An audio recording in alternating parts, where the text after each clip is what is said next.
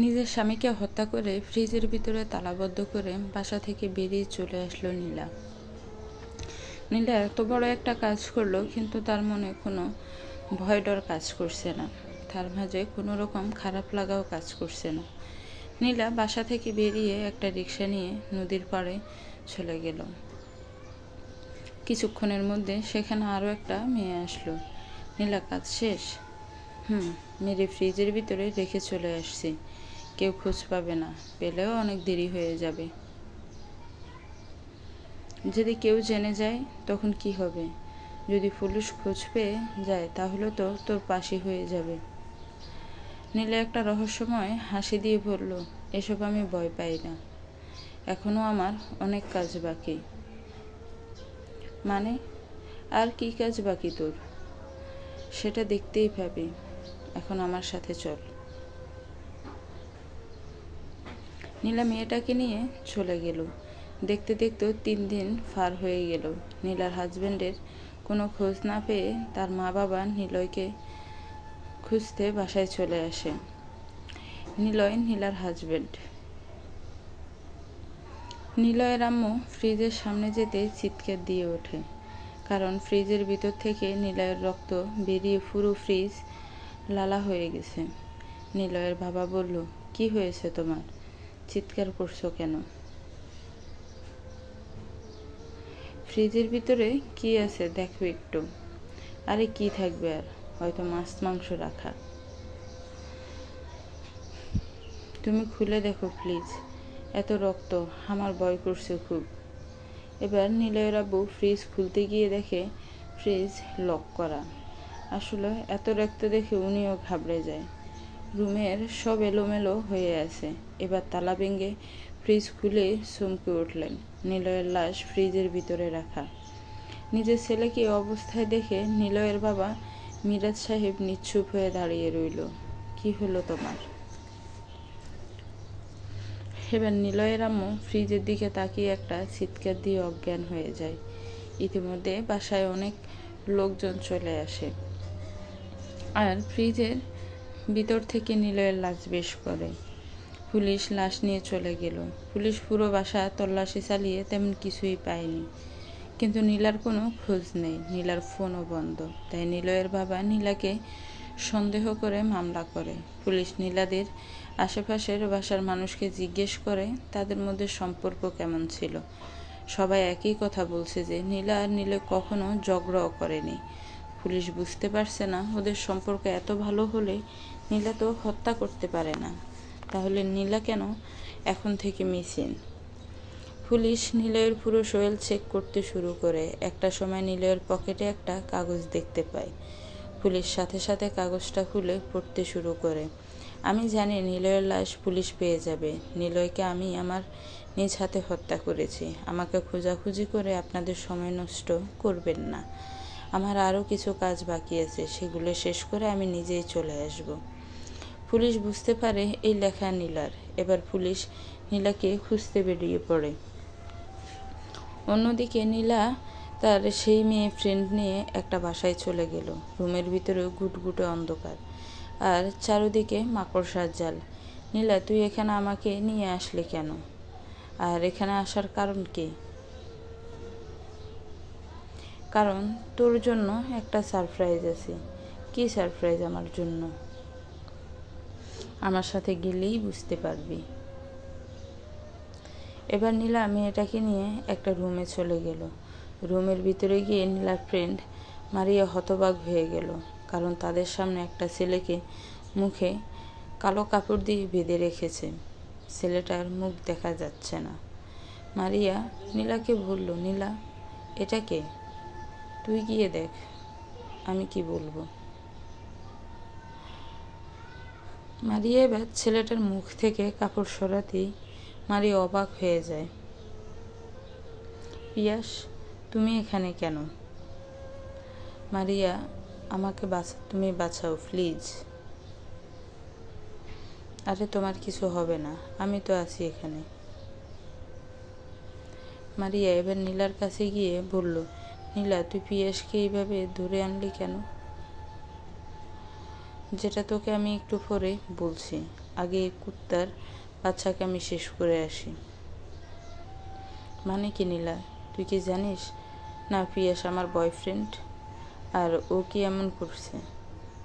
মারিয়া, তোকে আমি পরে সব বলবো, বলছি না? তুই আমার সামনে থেকে সরে যা। এই কথা বলে নীলা একটা চাকু বের করে পিয়াসের দিকে চলে গেল। নীলা দেরি না করে মারিয়ার চোখের সামনে তার বয়ফ্রেন্ডের গলায় চাকু দিয়ে একটা টান মারে। সাথে সাথে গলা কাটা মুরগির মতো লাফাতে থাকে পিয়াস। কিছুক্ষণের মধ্যেই পিয়াস মারা যায়। পিয়াসের এমন অবস্থা দেখে মারিয়া কান্না করে দিল। পিয়াস মারা যাওয়ার পরে নীলা তার হাতের চাকু দিয়ে পিয়াসের গলায় একটা এন লিখে দিল। এটা দেখে মারিয়া বলল, নীলা, তুই কি আসলেই পাগল হয়ে গেলি নাকি? তুই কেন পিয়াসের সাথে এমন করলে? আমি যা করছি সব ঠিক করছি, তুই আমার সাথে আয়। মারিয়া নীলার পিছনে চলে গেল অন্য একটা রুমে। সেখানে একটা মেয়ে অসহায়ভাবে বসে আছে। মারিয়া নীলাকে বলল, নীলা, এই মেয়েটা আবার কে? তুই জানিস না কে এই মেয়ে? না, আর এই মেয়েকে তো আমি আজ প্রথম দেখলাম।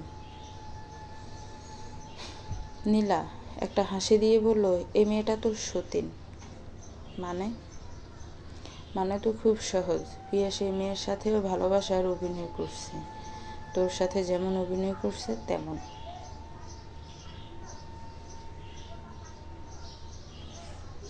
পিয়াস আমার সাথে অভিনয় করছে? হ্যাঁ। এবার মেয়েটা কান্না করতে করতে বলল, আপু বিশ্বাস করেন, আমিও জানতাম না পিয়াস এমন একটা ছেলে। পিয়াস শুধু আমাদের না, আরও অনেক মেয়ের সাথে অভিনয় করেছে। আর সব থেকে বড় কথা, পিয়াস বিবাহিত। মেয়েটার কথা শুনে মারিয়া কান্না করে দিল। নীলা মারিয়ার কাছে গিয়ে বলল, কিরে, তুই তোর প্রশ্নের উত্তর পেয়েছিস তো এবার? মারিয়া কান্না করেই যাচ্ছেই। নীলা মারিয়াকে বলল, তোর জন্য আরেকটা সারপ্রাইজ আছে, আমার সাথে আয়। এই কথা বলেই নীলার ফোন বেজে উঠল। হ্যালো আপু, অনেক বড় একটা সমস্যা হয়ে গেছে। কি সমস্যা হয়েছে? পুলিশ নিলয়ের লাশ পেয়ে গেছে, আর তোমার নামে থানায় মামলা হয়েছে। পুলিশ সব জায়গায় তোমার খোঁজ করছে, তুমি একটু সাবধানে থেকো। সমস্যা নেই, আমি যতক্ষণ না পুলিশের সামনে যাচ্ছি পুলিশ কখনো আমাকে খুঁজে পাবে না। আর তুমি সব কিছুর উপরে ভালোভাবে নজর রাখবে। আর একটা কথা, পুরনো বাড়িটায় একটা লাশ রাখা আছে, ওটা তুমি আজ রাতে রাস্তায় রেখে আসবে। কেউ যেন ভুল করেও তোমাকে দেখতে না পায়, মাথায় রাখবে। ঠিক আছে আপু। এই কথা বলে ফোন কেটে দেয়। মারিয়া বলল, নীলা কে ফোন দিল? সেসব বাদ দে। আর শোন, পুলিশ নিলয়ের লাশ পেয়ে গেছে, হয়তো কাগজটাও তাদের হাতে চলে গেছে। কাগজ মানে? কিসের কাগজ? আমি নিলয়ের পকেটে একটা চিরকুট রেখে আসলাম। নীলা, আমি একটা জিনিস বুঝতে পারছি না, তুই কি জন্য নিলয়কে হত্যা করলে? নিলয় তো খুব ভালো ছেলে, আর তোকে খুব ভালোবাসতো। পরে সব জানতে পারবি, এখন না হয় এসব কথা থাক। আমি এটা নিয়ে কথা বলতে চাইছি না এখন। নীলা, তোর কি একটুও খারাপ লাগছে না? না, এখন কথা বাড়াবি না। ঠিক আছে, তোর ইচ্ছে, তুই না বললে আর কি দেখাবি? সহ্য করতে পারবি তো? তুই দেখা আমাকে। এবার নীলা মারিয়াকে সাথে নিয়ে আরেকটা রুমে চলে গেল। সেখানে গিয়ে মারিয়ার চোখ ছানা বড়া হয়ে গেছে। মারিয়ার সামনে তার আপন ভাইকে বেঁধে রাখা হয়েছে। তার শরীরের অনেক জায়গা থেকে রক্ত বের হচ্ছে, দেখেই বোঝা যাচ্ছে তার উপর অত্যাচার করা হয়েছে। মারিয়া তার ভাইকে দেখে তার দিকে এগিয়ে চলে গেল। মারিয়া তার আপন ভাইকে রক্তাক্ত অবস্থায় দেখে এক দৌড়ে তার কাছে চলে গেল। ভাই, তুই এখানে কেন? মারিয়ার ভাইয়ের এমন অবস্থা হয়েছে যে তার মুখ দিয়ে কোনো কথা বের হচ্ছে না। এটা দেখে মারিয়া নীলার কাছে ছুটে গেল। নীলা, আমার ভাই এখানে কেন? আর ওর এই অবস্থা কে করেছে? আমি করছি। আর তোর ভাইকে তুই নিজের হাতে মারবি? মানে তুই কি পাগল হয়ে গেলি? আমি আমার ভাইকে কেন মারব? আর কি করছে আমার ভাই? তোর ভাই অনেক মেয়ের জীবন নিয়ে খেলা করছে, মেয়েদের অসহায়ত্বের সুযোগ নিয়েছে, অনেক মেয়ের সাথে রিলেশন করে তাদের ঠকিয়েছে। না, আমার ভাই এমন কাজ করতে পারে না। তুই আমার ভাইকে ছেড়ে দে। এই কথা বলে মারিয়া তার ভাইয়ের কাছে চলে গেল। মারিয়া নীলার কাছে তার ভাইয়ের জীবন ভিক্ষা চাইতে থাকে, কিন্তু নীলা মারিয়ার কথাগুলো কানেও তুলছে না। নীলা, প্লিজ, আমার ভাইকে তুই এবারের জন্য ক্ষমা করে দে। আমার ভাই ভালো হয়ে যাবে, আমি কথা দিচ্ছি। মারিয়া, তুই কি সব ভুলে গেলি? আমাদের রুলস কি ছিল? এসব আবর্জনা পরিষ্কার করতে হবে, তুই সরে যা। নীলা এবার তার কোমর থেকে একটা পিস্তল বের করে মারিয়ার ভাইয়ের দিকে তাক করে ধরে। নীলা, প্লিজ, আমার ভাইকে মারিস না, প্লিজ নীলা। এতক্ষণে নীলার পিস্তল থেকে গুলি বের হয়ে মারিয়ার ভাইয়ের কপাল ফুটো হয়ে গিয়েছে, আর সেখানেই সাথে সাথে মারা যায়। মারিয়া প্রচুর কান্না করতে থাকে। মারিয়া, এইভাবে কান্না করলে হবে?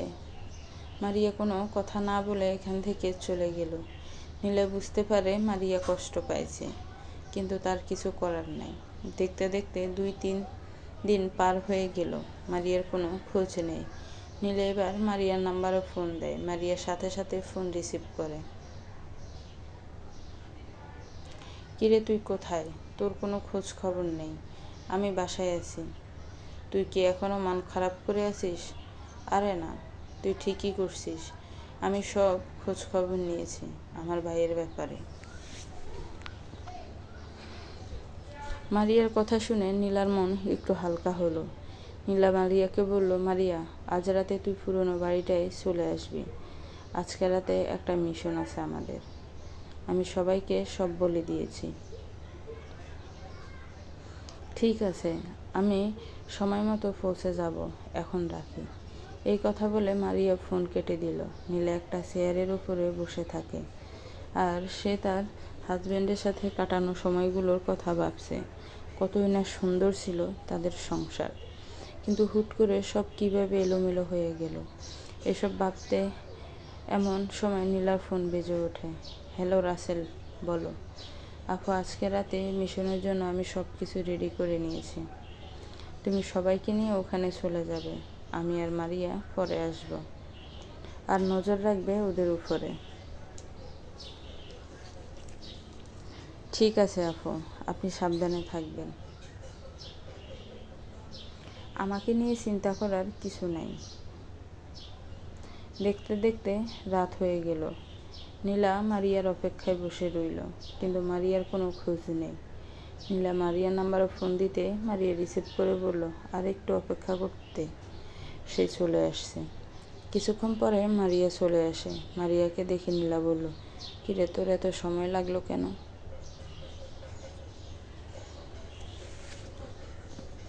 বাসায় একটু কাজ ছিল, এখন চল। নীলা সামনের দিকে পা বাড়াতে চারদিক থেকে পুলিশ নীলাকে ঘিরে ধরে। নীলা হতবাক হয়ে গেল। নীলা মারিয়ার দিকে তাকাতে মারিয়া একটা মুচকি হাসি দিয়ে পুলিশকে বলল, নিয়ে যান আপনাদের আসামিকে, যাকে আপনারা খোঁজ করছেন। এই সেই মেয়ে। নীলা কোনো কথা বলল না, শুধুই মারিয়ার দিকে তাকিয়ে রইল। এবার পুলিশ নীলাকে গ্রেফতার করে গাড়িতে তুলে নিয়ে যায়। নীলাকে জেলখানায় একটা রুমের ভিতরে রেখে দেয়। পরের দিন সকালে কেউ নীলার সাথে দেখা করতে আসে, সেটা নীলাকে বলা হয়। নীলা বুঝতে পারে না কে তার সাথে দেখা করতে আসতে পারে। নীলা একটু সামনে যেতেই দেখে রাসেল এখানে চলে আসছে নীলার সাথে দেখা করার জন্য। রাসেল, তুমি এখানে কেন আসলে? আপু, আমি কাল অনেক রাত অবধি আপনার জন্য অপেক্ষা করেছিলাম, কিন্তু আপনি আর আসলেন না। আবার আপনার ফোনও অফ। তারপর আমি মারিয়া আফুকে ফোন দিয়ে জানতে পারলাম আপনি থানায়। কিভাবে হলো এমন আপু? নীলা মনে মনে ভাবতে থাকে, রাসেল হয়তো সব জানে না, জানলে সে এতক্ষণে মারিয়ার ক্ষতি করে দিত। নীলাও মারিয়ার কথা বলল না। রাসেল আমাকে নিয়ে চিন্তা করবে না, আমি এখান থেকে অবশ্যই বের হব, আর পুলিশ আমাকে এখানে আটকে রাখতে পারবে না। আমি ফিরে আসা অবধি সব কাজ আপাতত অফ রাখো, আমি ফিরে আসব ভিন্ন রূপে।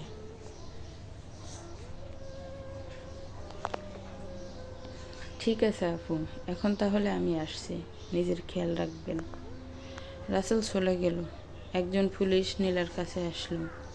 নীলা, তুমি যদি সব কিছু ঠিকভাবে উত্তর দাও তাহলে তোমার সাজা কম হবে।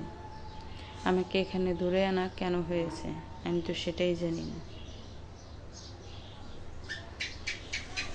তোমার উপরে 3টি খুনের অভিযোগ আছে, আর তোমাকে এই জন্য ধরে নিয়ে আসা হলো।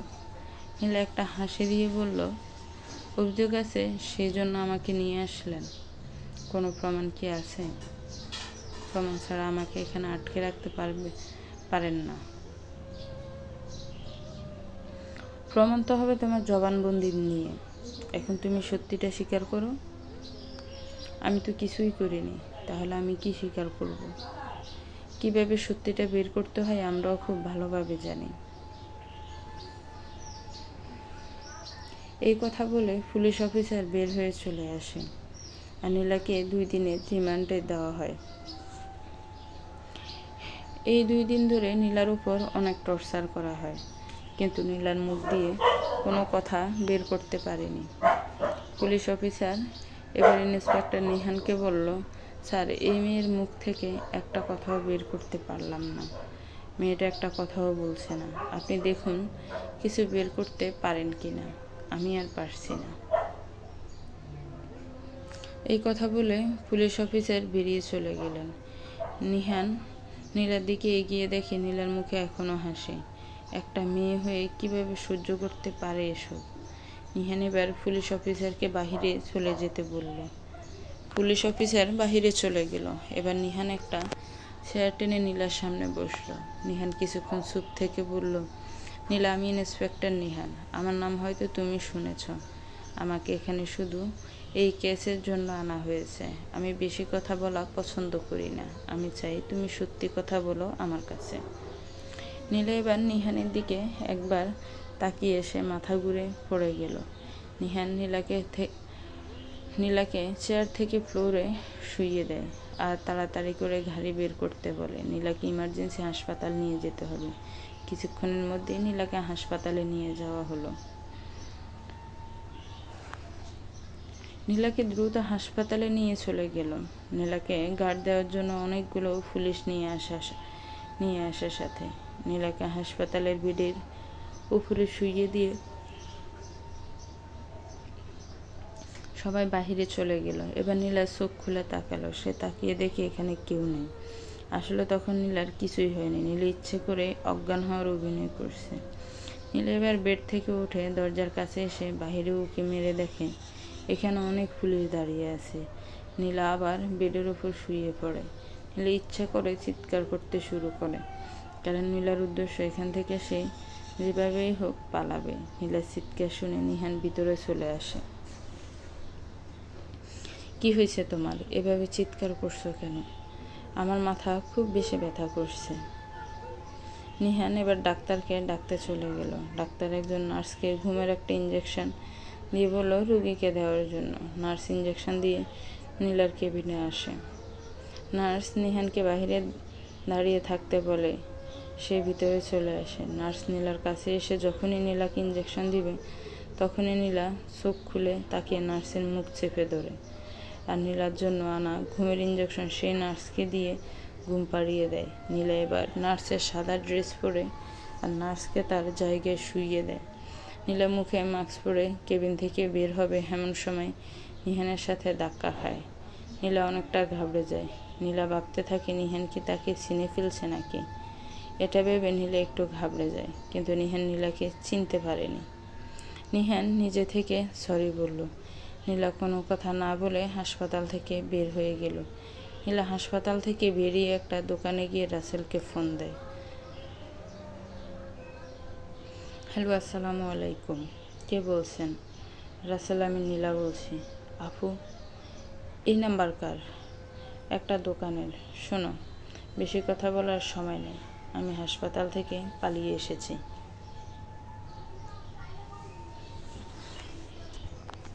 হাসপাতাল মানে? আমি তোমাকে পরে সব বলবো। তুমি আমার জন্য একটা নতুন ফোন আর সিমের ব্যবস্থা করে তাড়াতাড়ি আমাদের ক্লাবে চলে আসো। আমি ওখানেই যাচ্ছি। ঠিক আছে আপু। এবার নীলা ফোন কেটে দিয়ে ক্লাবে চলে গেল।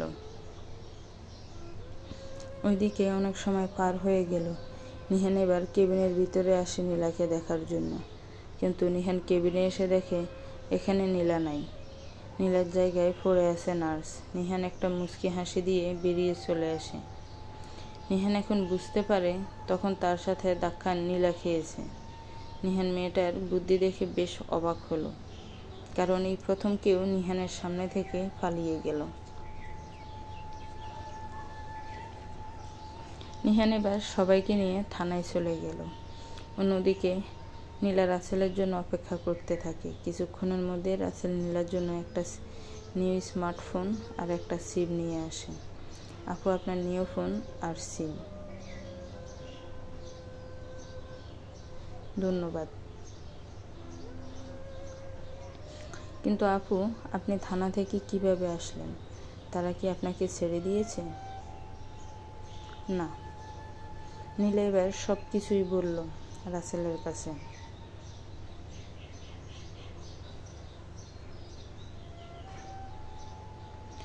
আচ্ছা আপু, বুঝলাম না, আপনাকে কিভাবে পুলিশ খুঁজে পেল? আমাদের এই জায়গার কথা তো আমরা ছাড়া আর কেউ জানে না। তাহলে কি আমাদের মধ্যেই কেউ? ওই সব আপাতত বাদ দাও। আমাদের কাজ শুরু করতে হবে। সবাইকে প্রস্তুতি নিতে বলো। আর আজ রাতে আমার একটা কাজ আছে।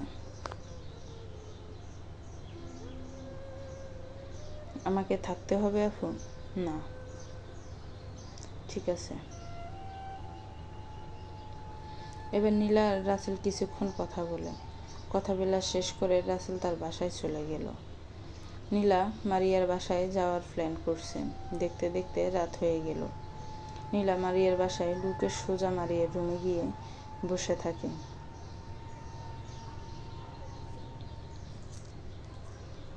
অন্যদিকে নিহানের সিনিয়র অফিসার নীলা পালিয়ে যাওয়ার ব্যাপারে জানতে পেরে সে থানায় চলে আসে। নিহান, আমি তোমার থেকে এমনটা আশা করিনি। তুমি এত কেয়ারলেস কি করে হলে? সামান্য একটা মেয়ে তোমাদের সামনে দিয়ে চলে গেল আর তোমরা কিছুই করতে পারলে না। দেখো নিহান, মেয়েটাকে 24 ঘন্টার মধ্যে এখানে দেখতে চাই। উপর মহল অবধি যদি খবর চলে যায় তখন কি হবে বুঝতে পারছো? তোমার আর আমার দুজনের চাকরি চলে যাবে। নিহান কোনো কথা না বলে চুপচাপ হয়ে আছে। সিনিয়র অফিসার অনেক কথা বলে চলে গেল। নিহান একটা কথাও বলেনি। হাবিলদার এসে নিহানকে বলল, স্যার এখন কি করবেন? বড় স্যার তো 24 ঘন্টার সময় দিয়ে গেল। দেখতে থাকো কি হয়। 24 ঘন্টা অনেক সময়। এই কথা বলে নিহান কাউকে ফোন দিয়ে কথা বলে ফোন রেখে দেয়। এদিকে মারিয়ার রুম পুরো অন্ধকার হয়ে আছে। একটা চেয়ারের মধ্যে বসে আছে নীলা। মারিয়া খাবার খেয়ে নিজের রুমে এসে লাইট অন করে দরজা বন্ধ করে খাটের দিকে এগিয়ে আসতে চেয়ারের দিকে চোখ পড়ে যায়। মারিয়া একটু ভয় পেয়ে যায়। মারিয়া এবার চেয়ারের দিকে এগিয়ে গেল। মারিয়া চেয়ারের কাছে যেতেই নীলা চেয়ার ঘুরিয়ে মারিয়ার দিকে তাকিয়ে রইল। মারিয়া নীলাকে এখানে রেখে ভূত দেখার মতো ভয় পেয়ে যায়। নীলা, তুই এখানে? অবাক হলি তাই না? আমিও সেদিন খুব অবাক হয়েছিলাম যেদিন দেখলাম তুই আমার সব থেকে কাছের বন্ধু হয়ে আমার সাথে বেইমানি করলে। হ্যাঁ, আমি তো তোকে নিজের বোন মনে করতাম, আর তুই আমার সাথে এমন করলে। নীলা, আমাকে ক্ষমা করে দে প্লিজ। আমি জানি আমার ভুল হয়েছে। তুই আমার বয়ফ্রেন্ডকে হত্যা করলি, আমি কিছু বলিনি। আমার ভাইকে কেন মারলি? আমি তো তোর কাছে অনেক অনুরোধ করছি আমার ভাইকে ছেড়ে দেওয়ার জন্য। তোর ভাই মেয়েদের জীবন নিয়ে খেলে। এসব মানুষকে বাঁচিয়ে রেখে আমি দেশের জনসংখ্যা বাড়াতে চাই না। যাই হোক, তোর জন্য আমাকে জেলে যেতে হয়েছে। আর তুই আমার সাথে বেইমানি করলি। বেইমানদের শাস্তি মৃত্যু।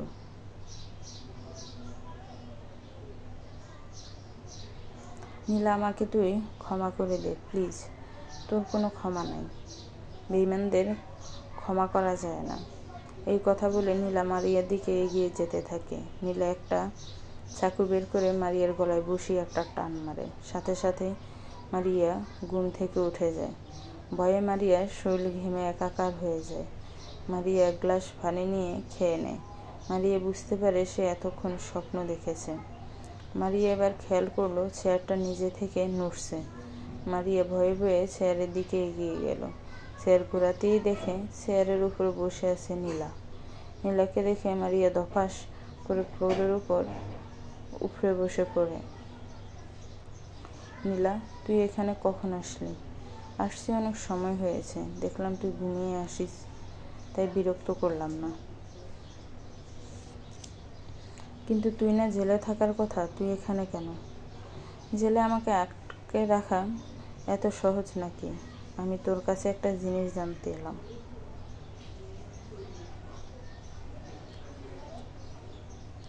মারিয়া ভয়ে ভয়ে বলল, কি জিনিস? তুই আমার সাথে এমন বেইমানি কেন করলি? তোর ভাইকে মেরে ফেলছি সেজন্য? তাহলে শোন তোর ভাইয়ের ঘটনা। তোর ভাই মানে সে তো আমারও ভাই। কেউ কি তার ভাইকে হত্যা করতে চায়? কারো কথা আমি জানি না, তোর কথা আমি জানি। যে নিজের হাজব্যান্ডকে হত্যা করতে হাত কাঁপে না, সে ভাইকেও ছাড় দিতে পারে না। রাইট। যে অন্যায় করবে সে তার ফল পাবে। এটাই আমার রুলস। এখন তুই বল, আমি তোর সাথে কি করব? তুই আমার বিশ্বাস ভেঙে দিলি। এই কথা বলে নীলা মারিয়ার দিকে এগিয়ে গেল।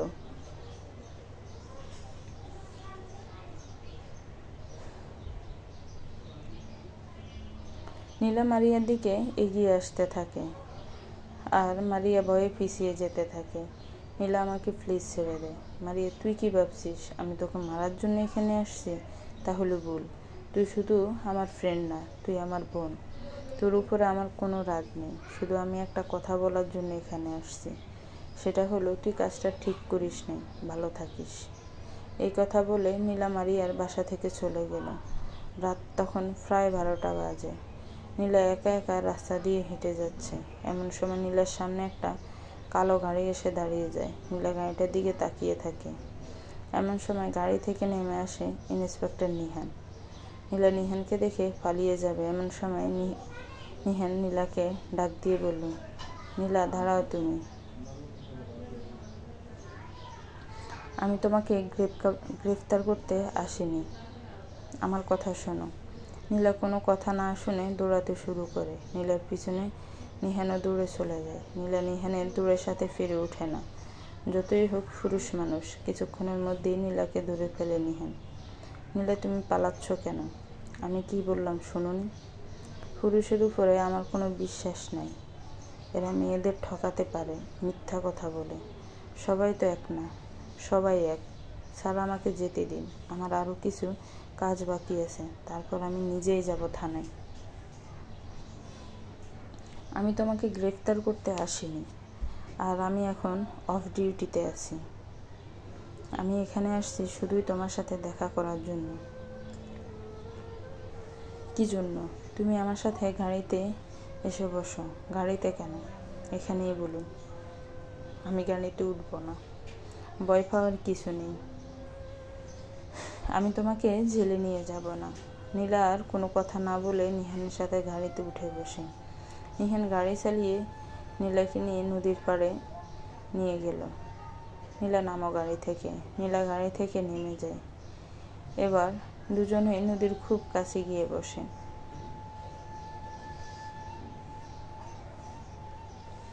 আপনি আমাকে এখানে কেন নিয়ে আসলেন? নীলা, তুমি আমাকে তোমার বন্ধু মনে করতে পারো। মনে করো আমি পুলিশ নই। আমি একটা জিনিস জানতে চাই, এতগুলো খুনের রহস্য কী? কেন তুমি মানুষ খুন করছো? আমি তোমার ব্যাপারে অনেক খোঁজ নিয়েছি। আমি যতটা শুনেছি, তুমি তো আগে এমন ছিলে না। হঠাৎ করে কি হয়ে গেল? কেন তুমি নিজের স্বামীকেও হত্যা করলে? তুমি আমাকে সব বলো। আমি কথা দিচ্ছি আমি তোমার পাশে আছি সব সময়। স্যার, আমি না এখন আর কাউকে বিশ্বাস করতে পারি না। যাকে বিশ্বাস করি সে আমার বিশ্বাস ভেঙে দেয়। মানুষ আসলেই মানুষের বিশ্বাস নিয়ে খেলা করতে ভালোবাসে। আমি আর ঠকতে চাই না স্যার, অনেক ঠকেছি, আর না। আমাকে তুমি বিশ্বাস করতে পারো। আমি তোমার সভাপতি জানতে চাই নীলা, তোমার সাথে কি এমন হয়েছে যার জন্য আজ তোমার এমন পরিণতি? তুমি আমাকে সব বলো। নীলা চোখ দিয়ে পানি পড়তে শুরু করে। কান্না কেন করছো তুমি? আমাকে সব খুলে বলো। তোমার চোখে কান্না মানায় না। স্যার, আপনি কি বিশ্বাস করবেন কোনো স্বামী তার স্ত্রীকে অন্যের হাতে তুলে দেয়? কোনো স্বামী কি পারে তার স্ত্রীকে অন্য একটা লোকের হাতে তুলে দিতে, তাও স্ত্রীর অজান্তে? আপনি কি মেনে নিতে পারবেন আপনার স্ত্রীকে অন্য কেউ দর্শন করলে? আমি বুঝলাম না তোমার কথা। তাহলে শুনেন। ফ্ল্যাশব্যাক। নীলা আর নিলয়ের বিয়ে পারিবারিকভাবেই হয়। পারিবারিকভাবে বিয়ে হলেও দুজনের মধ্যে খুব ভালো একটা সম্পর্ক গড়ে ওঠে। নিলয় একটা অফিসে চাকরি করে, সেখানকার বস অনেক প্রভাবশালী। নিলয় আর নীলা পরিবার নিয়ে খুব ভালোভাবে দিন কাটাতে থাকে। নিলয় বিয়ের জন্য অফিস থেকে 1 মাসের ছুটি নিয়েছে। 2 দিন পরে নিলয়ের ডিউটি শুরু হওয়ার কথা। নিলয় নীলা তার পরিবারের একসাথে খেতে বসছে। নিলয় খাবার খেতে খেতে বলল, 2 দিন পরে আমার ডিউটি শুরু হয়ে যাবে। আমি চাইছি কালই চলে যাব। ওখানে বাসা ঠিকঠাক করতে আমার 1 দিন সময় লেগে যাবে। নিলয়ের বাবা বলল, নিলয়, তুই এক কাজ কর, তুই বৌমাকে সাথে নিয়ে যা, তাহলে তোর জন্য ভালো হবে। হোটেলের খাবারও আর তোকে খেতে হবে না, বৌমা রান্না করবে। কিন্তু বাবা, তোমাদের কে দেখবে? আমাদের নিয়ে চিন্তা করিস না, আমরা ঠিকভাবে থাকতে পারবো। আর মাঝে মাঝে তোর সাথে বাসা থেকে ঘুরে আসবো। তাহলে বাবা চলো সবাই মিলে চলে যায়। বাসায় তো আরও 2টা রুম আছেই খালি, আমি না হয় সেটাও নিয়ে নেব। অহেতুর টাকা খরচ না করাই ভালো। সামনে তোর ভবিষ্যৎ আছে, সেটাও ভাবতে হবে। আর আমি এখান থেকে চলে গেলে বাড়িঘর কে দেখবে? তার চেয়ে ভালো তুই বৌমাকে সাথে নিয়ে যা, আমাদের তো সব সময় কথা হবে। ঠিক আছে বাবা। সবাই খাওয়া দাওয়া শেষ করে নিজের রুমে চলে গেল। নীলা রুমে গিয়ে নীলাকে বলল, নীলা, তুমি আমাদের জামা কাপড়গুলো গুছিয়ে নাও, সকালে বের হতে হবে। ওখানে গিয়ে রুম পরিষ্কার করতে হবে, আরও অনেক কাজ আছে।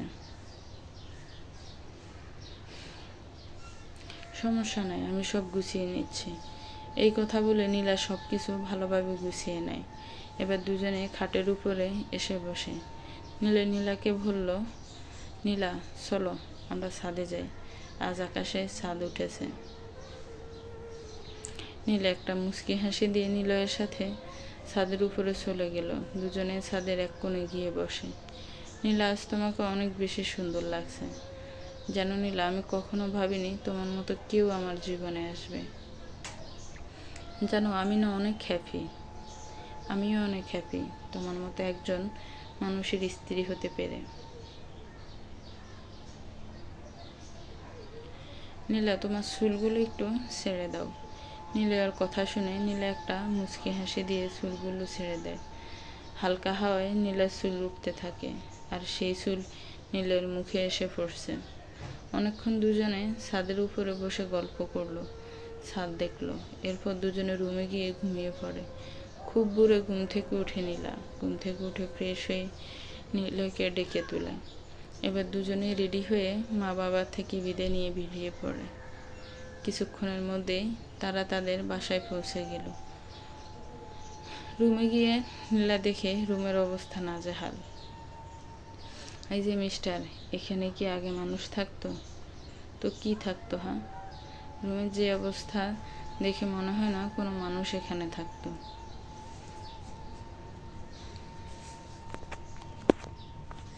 নীলা একটা হাসি দিয়ে বলল, ব্যাচেলার ছিলাম, বুঝতে পারছো তো। ডিউটি শেষ করে এসে খাবার খেয়ে ঘুমিয়ে যেতাম। এখন থেকে এসব আর চলবে না, মনে থাকে যেন। আর হ্যাঁ, অফিস থেকে খুব তাড়াতাড়ি বাসায় আসতে হবে। বেশি দেরি করলে কিন্তু বাসায় ঢুকতে দেব না, এই বলে দিলাম। আসতে না আসতেই শুরু হয়ে গেল রাজত্ব। আল্লাহ ভালো জানে কি আছে কপালে, মনে মনে ভুলল নিলয়। ওকে ম্যাডাম, আপনি যা বলবেন তাই হবে। এখন দুজন মিলে রুম পরিষ্কার করি। তোমাকে লাগবে না, আমি একাই পারবো। তুমি যাও, ফ্রেশ হয়ে আসো আগে। ঠিক আছে। এই কথা বলে নীলা ফ্রেশ হতে চলে গেল আর নীলা ঘর গোছাতে থাকে।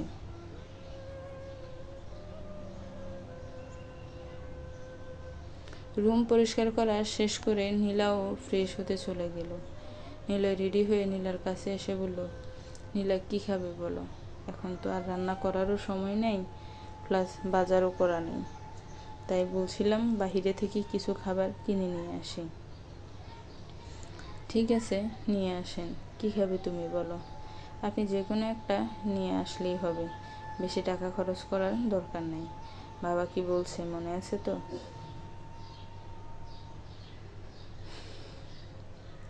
নীলা একটা মুচকি হাসি দিয়ে নীলার কপালে একটা চুমু খেয়ে বেরিয়ে পড়ে। কিছুক্ষণের মধ্যে নীলা দুজনের জন্য খাবার কিনে বাসায় ফিরে আসে। দুজনে খাবার খেয়ে ঘুমিয়ে পড়ে। নীলা খুব ভোরে ঘুম থেকে উঠে বাজারে চলে গেল নীলাকে না বলে। নীলা ঘুম থেকে উঠে দেখে নিলয় তার পাশে নেই। নীলা তাড়াতাড়ি করে নিলয়ের নাম্বারে ফোন দেয়, কিন্তু ফোন রুমেই বাজতে থাকে। নীলা ভাবতে থাকে হয়তো ওয়াশরুমে গেছে। কিছুক্ষণ পরে নীলা ওয়াশরুমের দিকে গিয়ে দেখে নিলয় নেই। নীলার মন খারাপ হয়ে যায়। এত সকালে নিলয় কোথায় চলে গেল? নীলা মন খারাপ হয়ে রুমে বসে থাকে। কিছুক্ষণের মধ্যে নিলয় আবার বাসায় ফিরে আসে, হাতে অনেক রকম বাজার নিয়ে। নীলয় সব কিছু একপাশে রেখে নীলার কাছে চলে আসে। এসে দেখে নীলার মন খারাপ। নীলা, কি হয়েছে তোমার? মন খারাপ কেন? তুমি আমাকে না বলে চলে গেলে কেন? আমি তো ভয় পেয়ে গেছিলাম। কিসের ভয়? আসলে তুমি ঘুমিয়েছিলে, তাই তোমাকে ডাকিনি। বাজার করে নিয়ে আসলাম। এসব তুমি রান্না করবে। রাতে এসে তোমার হাতের রান্না খাবো। এই কথা বলে নীলয় ফ্রেশ হতে চলে গেল। ফ্রেশ হয়ে এসে অফিসে যাওয়ার জন্য রেডি হয়ে নেয়। নীলা, আমি ফ্রি হলেই তোমাকে কল দেব, ঠিক আছে? আর কোনো সমস্যা হলে আমাকে জানাবে।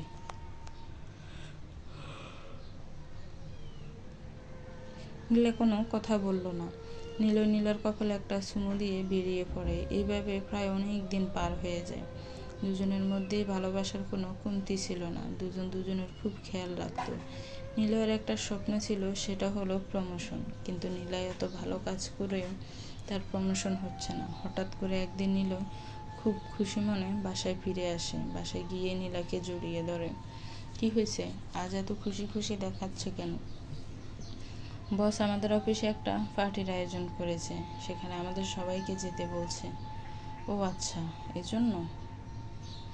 আর ওখানে আমি একা যাচ্ছি না, তুমিও যাবে আমার সাথে। বস বলছে পরিবারের সবাইকে নিয়ে যেতে। তুমি ওখানে গেলে তোমারও খুব ভালো লাগবে। পরের দিন দুজনেই অফিসে চলে গেল। অফিস খুব সুন্দর করে সাজিয়ে রাখা হয়েছে। নিলয়ের সাথে যারা কাজ করে তারাও তাদের স্ত্রী নিয়ে এসেছে। নিলয় নীলাকে সবার সাথে পরিচয় করিয়ে দেয়, কিন্তু তাদের বয়স এখনও আসে না। কিছুক্ষণ পরে একজন লোক আসে, বয়স 40-এর মতো হবে, আর উনি হচ্ছে বস, এই অফিসের মালিক। সে এসে সবার সাথে পরিচয় হয়নি। নীলার স্ত্রীর সাথে বসের পরিচয় করিয়ে দিচ্ছিল।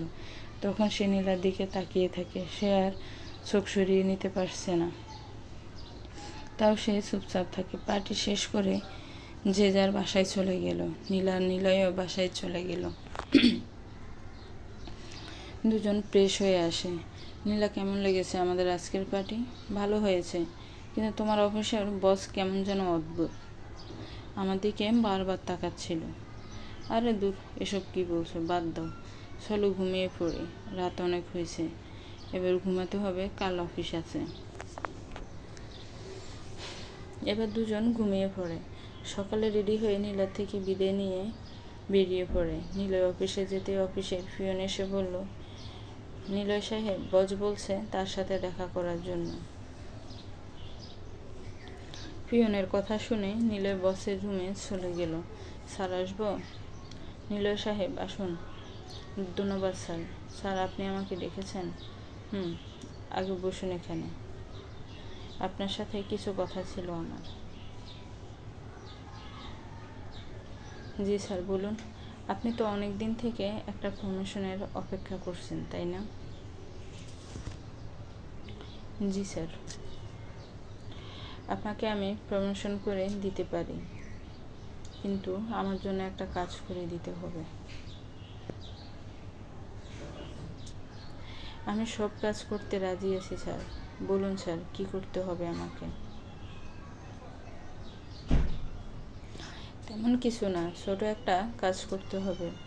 সেটা হচ্ছে আপনার স্ত্রীকে এক রাতের জন্য আমি চাই। স্যারের কথা শুনে নিলয় দাঁড়িয়ে গেল। স্যার কি বলছেন এসব আপনি? এটা কেমন কথা বলছেন আপনি? নিলয় সাহেব, আপনি হয়তো জানেন না, কিছু পেতে হলে কিছু দিতে হয়, আর এটা আমাদের মাঝেই থাকবে, আর কেউ জানবে না। সরি স্যার, এটা আমি পারবো না। ভেবে দেখতে পারেন, আপনাকে আমি সময় দিলাম। প্রমোশন হয়ে গেলে কিন্তু আপনার লাইফ চেঞ্জ হয়ে যাবে। শুধু তো মাত্র একটি রাত। এখন ইচ্ছে আপনার? নিলয় কোনো কথা না বলে মন খারাপ করে বেরিয়ে চলে আসলো। নিলয় কাজে মন দিতে পারছে না, বারবার স্যারের কথা মনে পড়ছে। একদিকে প্রমোশনের লোভ, অন্যদিকে স্ত্রী।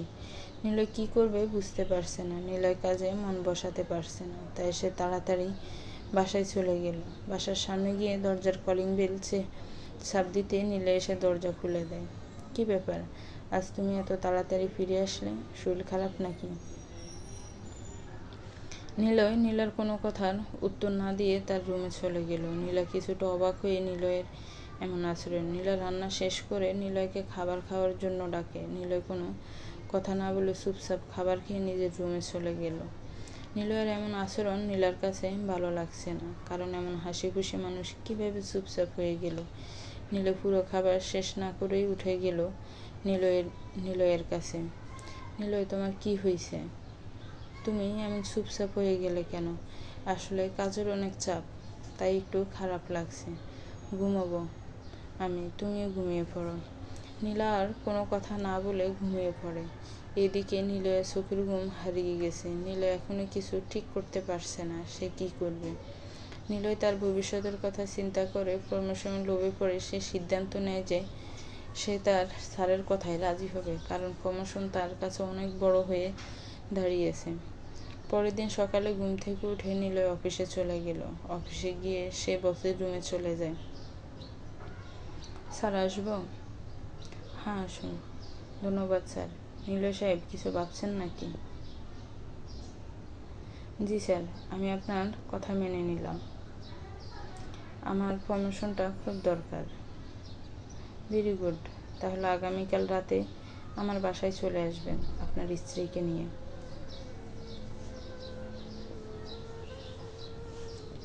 ঠিক আছে স্যার। ওকে, আপনি এবার আসতে পারেন।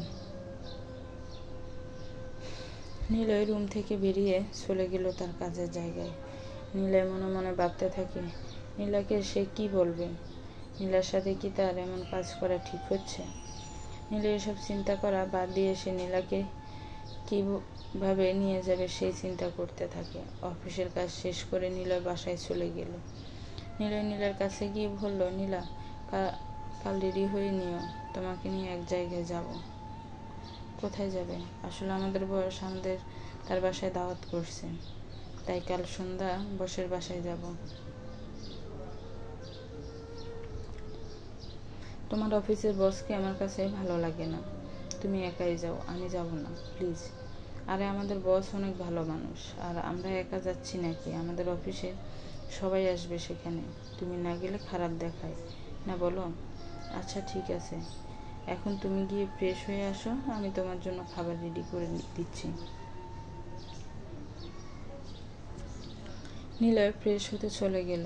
দুজনে রাতের খাবার খেয়ে ঘুমিয়ে পড়ে। নীলয় সকালে ঘুম থেকে উঠে দেখে নিলয় এখনো ঘুমিয়ে আছে। নিলয় ফ্রেশ হয়ে এসে নিলয়কে ডাক দেয়। নিলয়, তুমি কি আজ অফিসে যাবে না? কয়টা বাজে দেখছো তুমি? আজ অফিসে যাব না, আমাকে একটু ঘুমাতে দাও। নীলা আর কোনো কথা না বলে চলে গেল নাস্তা রেডি করার জন্য। কিছু সময় পার হয়ে যাওয়ার পরে নীলা দুজনের জন্য নাস্তা রেডি করে নিয়ে আসে। নীলয় ঘুম থেকে উঠে ফ্রেশ হতে চলে গেল।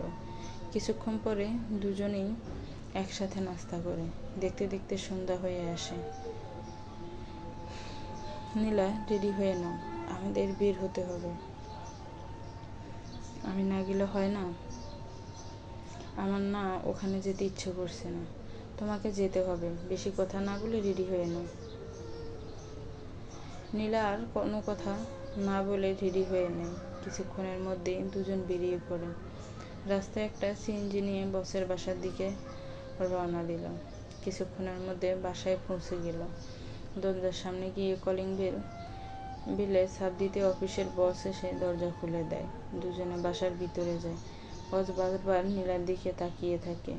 বাসার মধ্যে তাদের তিনজন ছাড়া আর কেউ নেই।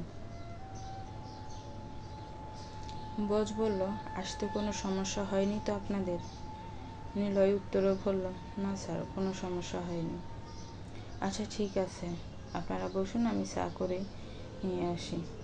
এই কথা বলে বস চলে গেল। নিলয়কে বলল, তুমি না বলছিলে তোমার অফিসে সবাই আসবে?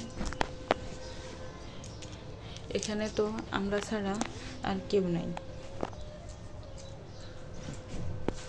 চলে আসবে হয়তো, আমরা মনে হয় তাড়াতাড়ি চলে আসছি।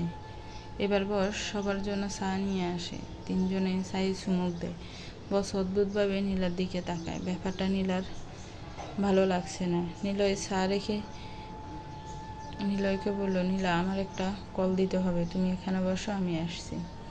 নিলয়, আমিও যাব তোমার সাথে, আমি এক্ষুনি চলে আসছি, তুমি স্যারের সাথে একটু গল্প করো। এই কথা বলে নিলয় বের হয়ে চলে গেল। নিলয় চলে যাওয়ার পরে বস নীলার পাশে এসে বসে। নীলা তার থেকে দূরে সরে গেলে সে নীলার আরও কাছে চলে আসে। নীলা অনেক ভয় পেয়ে যায়। কি ব্যাপার, ভয় পাচ্ছ কেন তুমি?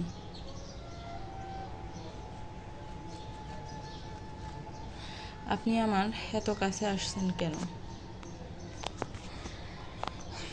কারণ আজ রাতের জন্য তুমি আমার। মানে কি? কি বলছেন এসব? মানে খুব সহজ, আজ সারা রাত তুমি আমার। তুমি আমাকে আজকে রাতে আনন্দ দিবে। এই কথা বলে লোকটা নীলার শরীরে হাত দেয়। একটানে নীলার বুক থেকে শাড়ি সরিয়ে দেয়। নীলা লোকটা থেকে ছুটে একটু দূরে এসে চিৎকার করতে শুরু করে, নিলয়, নিলয়, নিলয়, নিলয়, তুমি কোথায় চলে গেলে? চিৎকার করে লাভ নেই, আজকে আমি তোমাকে ভোগ করবো, আর সেই জন্য নিলয় তোমাকে আমার কাছে নিয়ে গেছে।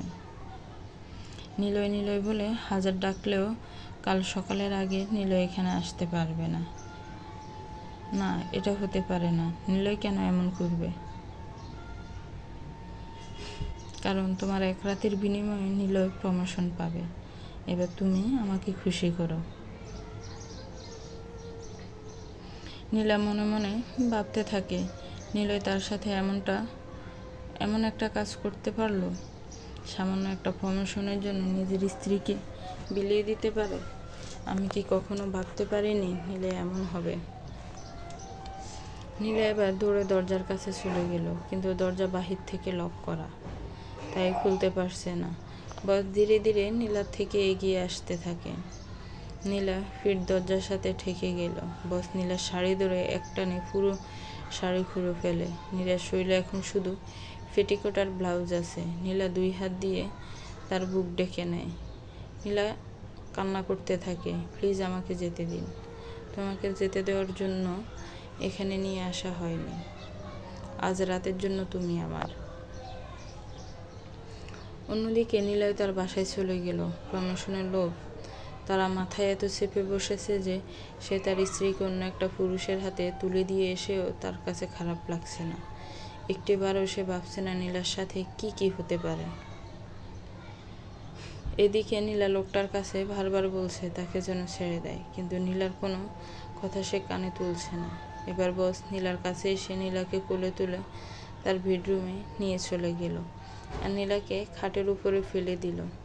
বস নীলার দিকে এগিয়ে আসতে থাকে। নীলা ভয়ে পিছনের দিকে চলে যেতে থাকে। এবার লোকটা নীলাকে শক্ত করে ধরে নীলার ঠোঁটে চুমু খায় আর নীলার শরীর অশ্লীলভাবে হাত দিতে থাকে। নীলার ঠোঁটে চুমু খেতে খেতে লোকটা নীলার ব্লাউজের হুক খুলে নীলাকে অর্ধউলঙ্গ করে নেয়। নীলা বারবার চেষ্টা করেও লোকটা থেকে নিজেকে ছাড়িয়ে নিতে। নীলা কিছুতেই এই লোকের শক্তির সাথে ফিরে উঠছে না। কিছুক্ষণ পরে নীলা নিরুপায় হয়ে লোকটার কাছে নিজেকে তুলে দেয়। হিংস্র ভাগের মতো লোকটি নীলাকে ভোগ করতে থাকে। সারা রাত নীলার উপরে অমানবিক নির্যাতন চলতে থাকে। নীলা সব কিছু সহ্য করে নেয় আর নীলার উপরে তার অনেক রাগ জমতে থাকে। নীলার চোখ দিয়ে টপ টপ করে পানি পড়তে শুরু করে। সারা রাত নীলাকে ভোগ করে সকাল হলে নীলাকে লোকটা ছেড়ে দেয়। নীলা এবার তার সব কিছু পড়ে নেয়। নীলার শরীর এখন অনেক খারাপ হয়ে গেছে। এমন সময় কোনো জায়গা ভাত রাখেনি লোকটা যেখানে তার হাত যায়নি। নীলা আয়নার সামনে দাঁড়িয়ে দেখে তার গলায় এখনও কামড়ের দাগ স্পষ্ট দেখা যাচ্ছে। নীলা অজোরে কান্না করতে থাকে। লোকটা নীলার কাছে এসে বলল, আমি অনেক খুশি হয়েছি। তোমার হাজবেন্ডের প্রমোশন এবার হয়ে যাবে। তুমি এখন বাসায় চলে যেতে পারো আর ফ্রেশ হয়ে নাও। নীলা ওয়াশরুমের ভিতর গিয়ে ফ্রেশ হতে যায়। নীলার পুরো শরীর লাল হয়ে গেছে। অনেক জায়গায় খামচির দাগ দেখা যাচ্ছে। নীলা ফ্রেশ হয়ে তার বাসার দিকে চলে যেতে থাকে। নীলা নিজেকে অনেক শক্ত করার চেষ্টা করে আর নীলার উপরে তার রাগ খুব বাড়তে থাকে। নীলা একটা দোকানে গিয়ে তার বান্ধবী মারিয়াকে ফোন করে। হ্যালো, কে বলছেন? মারিয়া, আমি নীলা বলছি। আরে, কতদিন পর কল দিলি? তোর তো কোনো খোঁজ খবর নেই। দুলাভাই কেমন আছে? তোকে যেটা বলার জন্য কল দিয়েছি তুই সেটা শোন। আচ্ছা বল। তুই নদীর পাড়ে আয়, আমি নীলাকে মেরে ওখানে আসছি। কি বলছিস তুই নীলা? পাগল হয়ে গেলি নাকি? তুই তোর হাজবেন্ডকে কেন মারবি? সেটা পরে জানতে পারবি। এখন আমি রাখছি, বাই। নীলা ফোন কেটে দিয়ে বাসায় চলে গেল। বাসার সামনে গিয়ে দরজার কলিং বেলে চাপ দিতে নীলয় এসে দরজা খুলে দেয়। নীলা রুমের ভিতরে চলে আসে কোনো কথা না বলে। নীলয় দরজা লাগিয়ে নীলার কাছে এসে বলল, নীলা, আমাকে তুমি ক্ষমা করে দাও। আসলে এই প্রমোশন আমার খুব দরকার ছিল। নীলা একটা হাসি দিয়ে বলল, নীলয়, আমি কখনো ভাবতে পারিনি তুমি আমার সাথে এমন করবে। আমি তোমাকে বিশ্বাস করতাম আর তুমি আমার বিশ্বাসেরই মর্যাদা দিলে। নীলয়, আমি কি কখনো বলেছি আমি কষ্টে আছি? কখনো বলেছি তোমার এই টাকা দিয়ে আমার সংসার চলছে না? কখনো কি আমি তোমার কাছে দামি কিছু আবদার করিনি। যখন যেটা দিয়েছো তখন সেটাই হাসি মুখে নিয়েছি। কারণ কি জানো, আমি তোমাকে ভালোবাসতাম আর তুমি আমার সেই দুর্বলতার সুযোগ নিলে। নীলয়, তোমার কি একটা ভালো বুক কাঁপে নাই আমাকে অন্য একটা পুরুষের কাছে ছেড়ে দিয়ে আসতে? আমার থেকে তুমি তোমার প্রমোশন বড় করে দেখলে। আজ না আমার নিজের প্রতি নিজের ঘৃণা হচ্ছে। তোমার মতো ছোট মনের মানুষের সাথে সংসার করেছি এতদিন ধরে। আমি মানুষ চিনতে ভুল করেছি। যাকে এত ভালোবাসি সে আমার ভালোবাসার এমন প্রতিদান দিবে আমি না ভাবতেও পারিনি। নীলয় নীলার কাছে এসে ক্ষমা চাইতে থাকে, কিন্তু নীলার মনে নীলয়ের জন্য মায়া হচ্ছে না। যতবার রাতের কথা মনে পড়ে তখনই নীলার রাগ আরও বাড়তে থাকে। নীলয় নীলাকে বলল, বলো আমাকে কি করতে হবে? তুমি যেটা বলবে আমি সেটাই করব। তোমাকে মরতে হবে। নীলার কথা শুনে নীলয় হতবাক হয়ে গেল। নীলা, কি বলছো তুমি? আমি ঠিক বলছি। তোদের মতো নিচু মনের মানুষদের বেঁচে থাকার কোনো অধিকার নেই।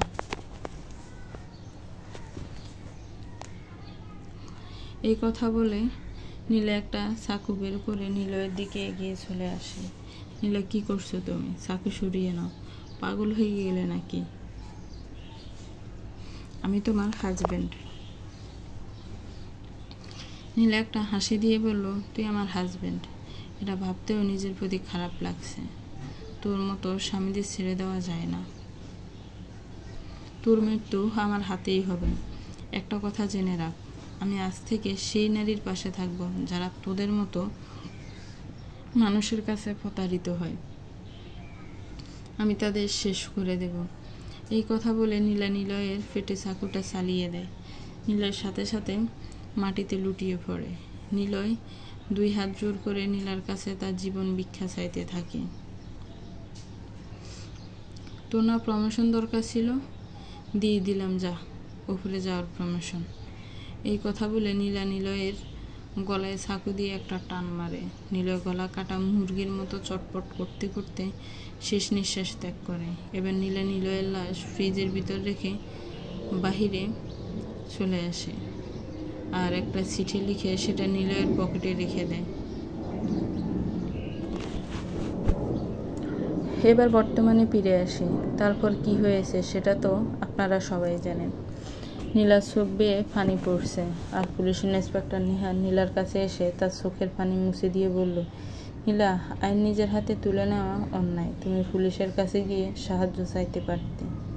তারা তোমার সাথে এমন অন্যায়ের বিচার করত। আপনি কি ভাবছেন আমি পুলিশের কাছে যাইনি? আমি থানায় গিয়ে ডায়েরি লিখতে বলেছি, কিন্তু আপনার পুলিশ যখন ওই লোকের নাম শুনলো তখন তারা আমাকে থানা থেকে বের করে দিয়েছে। স্যার, আইন আসলে আমাদের মতো অসহায় মানুষের জন্য না। আর আপনাদের পুলিশদের উপর থেকেও আমার বিশ্বাস উঠে গিয়েছে, তাই আমি নিজেই সেই লোকদের শেষ করে দেওয়ার অভিযান চালাচ্ছি। নীলা, তুমি অলরেডি 3টা মানুষকে হত্যা করে ফেলছো। তুমি কি জানো তোমার ফাঁসি হয়ে যেতে পারে? আমি এখন আর নিজেকে নিয়ে ভাবি না স্যার। আমার যা খুশি হয়ে যাক, আমার কোনো সমস্যা নেই। নীলা, আমি চাই তুমি নিজে থেকে ধরা দাও। আমি কথা দিচ্ছি তোমার সাজা কম হবে। স্যার, আমার আর একটা কাজ বাকি আছে, আমি ওটা শেষ করে ধরা দেব। কি কাজ? কাউকে আবার মার্ডার করবে নাকি? একজন আছে, আমি ওকেও শেষ করব, তারপর আমার কাজ শেষ।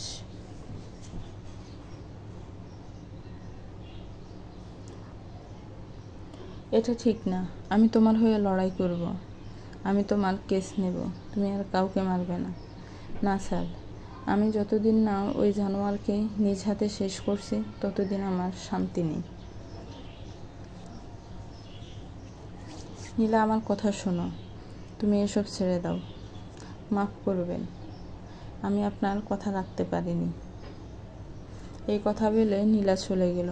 নিহান নীলার দিকে তাকিয়ে রইল। পরের দিন সকালে নিহাল থানায় যায়। ওই লোকটার নাম হচ্ছে রবিন হাওলাদার। নিহান এই থানায় নতুন, তাই সে কারোর সম্পর্কে কিছুই জানে না। নিহান থানার দারোগাকে ডাক দিলেন। বলুন স্যার, আচ্ছা রবিন হাওলাদারকে ওনাকে চিনেন নাকি? আর ওনার নামে কি কেউ মামলা করতে আসছিল? দারোগা কোনো কথা না বলে চুপ হয়ে রইল। কি হলো, কথা বলছেন না কেন? আসলে স্যার, উনি হাওলাদার গ্রুপের মালিক। ওনার নামে কেউ তো মামলা করতে আসে না। উনি তো অনেক ভালো মানুষ। নিহান একটা মুচকি হাসি দিয়ে বলল, কয়েকদিন আগে একটা মেয়ে আসছিল না থানায় রবিন হাওলাদারের নামে মামলা করার জন্য, কিন্তু আপনারা তার মামলা নিলেন না কেন? কেন এমন করলেন? কে এসেছে কিছুদিন আগে? কে এসেছে সেটা বলতে চাইছি না। একটা মেয়ে এসেছে, মনে পড়ছে? মেয়েটার কাছে তো কোনো প্রমাণ ছিল না। আপনাদের তদন্ত করার দরকার ছিল। আসলে স্যার, আপনি এখানে নতুন, তাই কিছুই জানেন না। হাওলাদারের হাত অনেক বড়। আচ্ছা, বুঝতে পারছি, আর কিছু বলার দরকার নাই। আপনি এবার আসতে পারেন।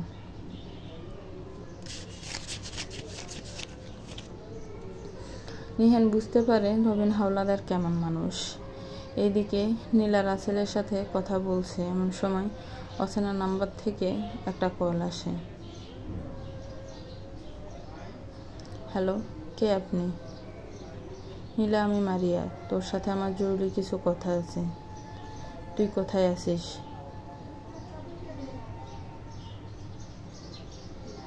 আমি কোথায় আছি সেটা জানার দরকার নাই, তুই নদীর পাড়ে আয়, আমি ওখানে যাচ্ছি।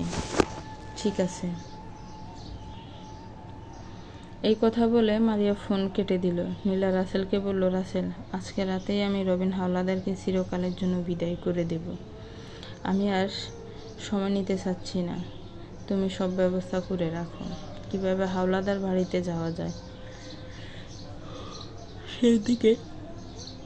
সেদিকে নজর রাখবে। আমি মারিয়ার সাথে দেখা করতে যাচ্ছি। ঠিক আছে আপু, আমি সব ব্যবস্থা করব, আর আমি হাওলাদার বাড়িতে আমার লোক পাঠাচ্ছি। এদিকে নিহান পুরনো অনেকগুলো ফাইল বের করে, হাওলাদারের নামে কোনো মামলা আছে নাকি। নিহান একটা ফাইলের ভিতরে দেখে হাওলাদারের নামে অনেকগুলো মামলা আছে, কিন্তু পুলিশ হাওলাদারের কোনো কিছুই করতে পারেনি। নিহান সেই ফাইল নিয়ে একজন পুলিশ অফিসারের কাছে গেল। মিহির সাহেব, এই ফাইলটা দেখলাম রবিন হাওলাদারের নামে অনেকগুলো মামলা আছে, কিন্তু এই মামলার তো কোনো কাজ হয়নি, উল্টো বন্ধ করা হলো কেন?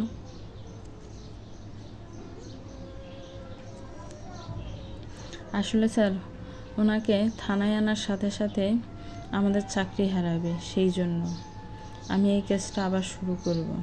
স্যার, এসব তো অফ হয়ে গেছে, এটা নিয়ে আর নাড়াছাড়া না করাই ভালো। হাওলাদার লোকটা মোটেও ভালো মানুষ না, আপনার ক্ষতি করে দিতে পারে, দেখা যাবে।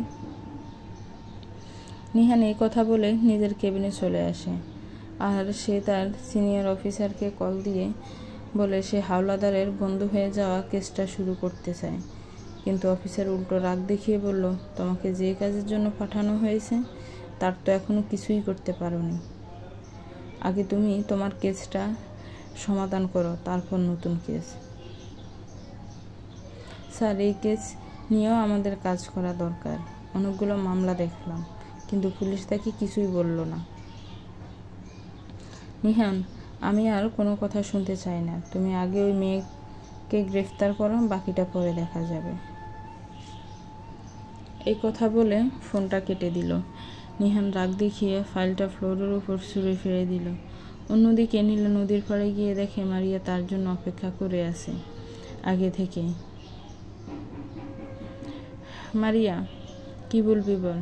সরি নীলা, আমাকে তুই ক্ষমা করে দিস, আমি তোর সাথে কাজটা ঠিক করিনি।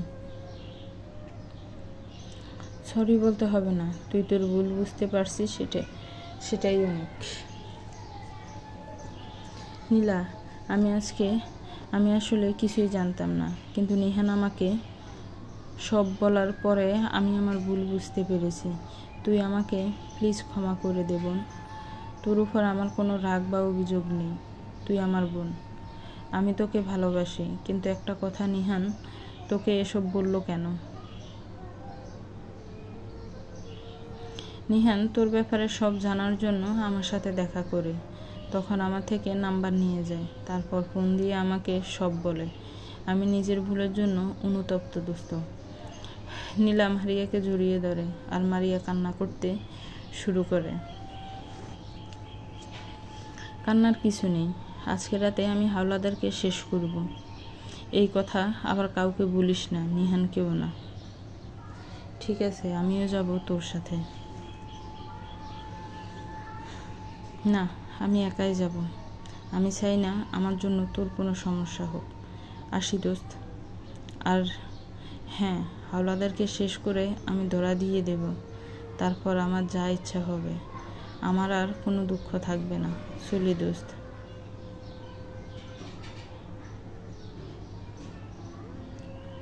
এই কথা বলে নীলা চলে গেল।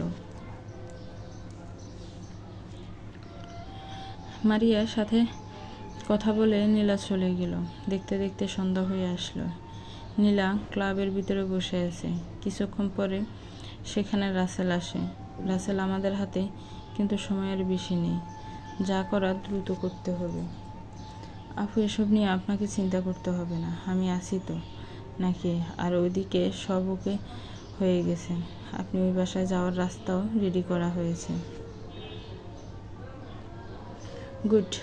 আমি রাত 12টায় বের হব, আর খেয়াল রাখবে পুলিশ যেন কোনো কিছুই বুঝতে না পারে। ঠিক আছে আপু। এবার দেখতে দেখতে রাত 12টা বেজে গেল। নীলা একটা কালো ড্রেস পরে নীলা সব ওকে করে বের হবে এমন সময় ক্লাবের দরজার মধ্যে কেউ টোকা দিতে থাকে। নীলা আর রাসেল একটু ঘাবড়ে যায়, কে আসতে পারে এত রাতে। দুজন দুজনের দিকে তাকায়। এবার নীলা রাসেলকে হাত দিয়ে ইশারায় বলে সে যাবে। নীলা পিস্তল হাতে নিয়ে দরজার দিকে এগিয়ে যায়। দরজা খুলেই নীলা হতবাক হয়ে যায়। নীলার সামনে দাঁড়িয়ে আছে মারিয়া।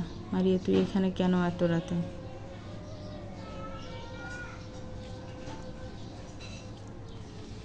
আমি জানি তুই এখানেই থাকবি, তাই এখানে চলে আসলাম। তোর জন্য একটা সারপ্রাইজ আছে। সারপ্রাইজ? কিসের সারপ্রাইজ? আমার সাথে আয়। নীলা এবার মারিয়ার সাথে চলে গেল। একটু সামনে যেতে দেখে একটা কালো গাড়ি দাঁড়িয়ে আছে। নীলার সাথে রাসেলও গেল। গাড়ির সামনে যেতে রাসেলের ফোন বেজে ওঠে। হ্যালো রাসেল ভাই, হাওলাদার তো এখনো বাসায় আসেনি। আমরা এখনো তার বাসার সামনে দাঁড়িয়ে আছি। কি বলছো? এত রাত হয়ে গেল এখনো বাসায় আসেনি? আচ্ছা রাখো, আসলে জানাবে। এই কথা বলে রাসেল ফোন কেটে দিয়ে নীলার পাশে গিয়ে বলল, আপু, রবিন হাওলাদার তো এখনো বাসায় যায়নি। কি বলো? মারিয়া একটা হাসি দিয়ে বলল, রবিন হাওলাদার আর কখনো নিজের বাড়ি যেতে পারবে না। মারিয়ার কথা শুনে নীলা অনেক বেশি অবাক হলো। বুঝলাম না, কি বলছিস তুই? তুই আমার সাথে আয় আগে। এবার নীলা মারিয়ার সাথে গাড়ির দিকে এগিয়ে গেল। মারিয়া গাড়ির দরজা খুলে দিতেই নীলা হতবাক হয়ে গেল। গাড়ির ভিতরে অজ্ঞাত অবস্থায় পড়ে আছে রবিন হাওলাদার। নীলা, এই নে তোর শিকার। এই জানোয়ারকে আগে ভিতরে নিয়ে বেঁধে রাখ, না হলে কিছুক্ষণের মধ্যে জ্ঞান ফিরে আসবে। মারিয়ার কথা শুনে রাসেল রবিন হাওলাদারকে নিয়ে একটা চেয়ারে সাথে বেঁধে দেয়। মারিয়ার এমন কাজে নীলা অনেক বেশি খুশি হয়, কিন্তু নীলা মনে একটা প্রশ্ন ঘুরপাক খাচ্ছিল। সেটা হলো, মারিয়া কিভাবে এসব করলো? মারিয়া, তুই হাওলাদারকে কিভাবে নিয়ে আসলি বুঝলাম না। নীলা, আমি জানি এই হাওলাদার মেয়েদের জন্য পাগল, তাই আমি তার অফিসের সামনে দাঁড়িয়েছিলাম তার অপেক্ষায়। তারপর উনি যখন বের হলো আমি সাহায্য চাইলাম। তারপর আর কি, কৌশলে ঘুমের ওষুধ খাইয়ে দিলাম। কিছুক্ষণ পরে হাওলাদারের ঘুম ভেঙে যায়। সে দেখে তার হাত পাও বাঁধা। হাওলাদার চিৎকার করতে শুরু করে, আর সে নিজের শক্তি দিয়ে দড়ি খুলে ফেলার চেষ্টা করে, কিন্তু কিছুক্ষণ পরে চেষ্টা করা ছেড়ে দেয়, কারণ সে বুঝতে পারে এখান থেকে দড়ি খোলা সম্ভব না। তাই সে চেয়ারের উপর বসে বসে চিৎকার করতে থাকে। মুখে মাস্ক পরে নীলা, মারিয়া আর রাসেল হাওলাদারের সামনে আসে। কে তোমরা, আর আমাকে এখানে নিয়ে আসলে কেন? নীলা বলল, আমাদের চিনতে হবে না। মনে কর আমরা তোর জম, আজ তোর জীবনের শেষ দিন। মানে কি? তোমরা আমাকে এখানে কেন নিয়ে আসলে? কত মানুষের সংসার নষ্ট করলি তুই জানিস সেটা? তোর জন্য কত মানুষ নিজের সব শেষ করছে। আরে তোমরা কারা? নীলা এবার মুখ থেকে মাস্ক সরিয়ে নেয়। নীলাকে দেখে হাওলাদারের চোখ বড় বড় হয়ে যায়। নীলা, তুমি? হ্যাঁ আমি। চিনতে পারছিস তাহলে? তোর জন্য আমার সুখের সংসার ভেঙে গিয়েছে। তুই আজ আমার হাতেই মরবি। এবার নীলা তার হাতের চাকু দিয়ে হাওলাদারের দিকে এগিয়ে যেতে থাকে। হাওলাদার ভয়ে ভয়ে বলতে থাকে, নীলা, আমাকে ক্ষমা করে দাও প্লিজ। আমি আর কখনো এমন কাজ করব না। এইবারের মতো আমাকে ক্ষমা করে দাও নীলা। মনে আছে সেদিন আমি তোর কাছে অনেকবার বলছি আমাকে ছেড়ে দিতে, তুই আমার কথা কানেই তুলিসনি। ওই দিনের কথা মনে পড়লে আমার শরীরে আগুন ধরে যায়। এই কথা বলেই নীলা চাকু দিয়ে হাওলাদারের উপরে চাকু দিয়ে আঘাত করতে থাকে। চাকুর আঘাতে হাওলাদারের শরীরের রক্ত নীলার মুখে এসে পড়ে, তাও নীলা থামছে না। নীলা একের পর এক আঘাত করতে থাকে। হাওলাদার কিছুক্ষণের মধ্যে শেষ নিঃশ্বাস ত্যাগ করে। তারপরেও নীলার রাগ কমছে না। নীলা এখনো আঘাত করতেই থাকে।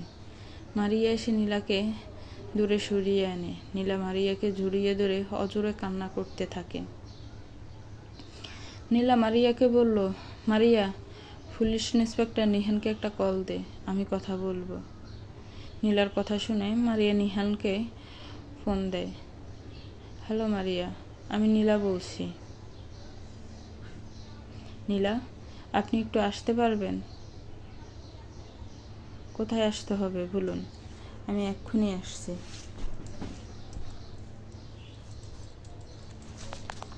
নীলা এবার নিহানকে ঠিকানা বলে দেয়।